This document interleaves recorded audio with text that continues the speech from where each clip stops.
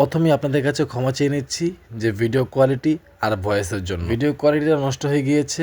যে ক্যামেরাম্যান দিয়ে ভিডিও করেছিলাম সেই ক্যামেরাম্যান নতুন থাকার কারণে ভিডিওটা অন্য সফটওয়্যার দিয়ে ভিডিও চালু করেছে, এই কারণে আমাদের ভিডিওটা নষ্ট হয়ে গেছে, একটু এঁকে বেঁকে আসছে। আমরা কয়েকজন বন্ধু মিলে আমাদের এলাকার কবরস্থানের একটি সাইট পরিষ্কার করতে গিয়েছিলাম। পরিষ্কার করার প্রায় শেষের দিকেই আমরা একটা তাবিজ দেখতে পাই কবরের ভিতরে, মানে কবরের ভিতরে বলতে কি আপনার কবরস্থানের সাইড দিয়ে।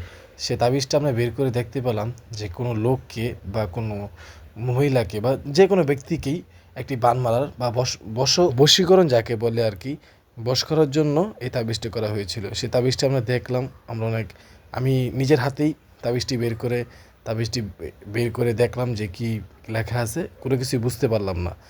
যাই হোক, শেষমেশে আমরা এই তাবিজটাকে পুড়িয়ে ফেলেছি। যাই হোক, আল্লাহ তাআলা তাদেরকে হেদায়েত দান করুক। যারা এইসব শিরকের সাথে জড়িত আছেন তাদেরকে আল্লাহ তাআলা হেদায়েত দান করুক।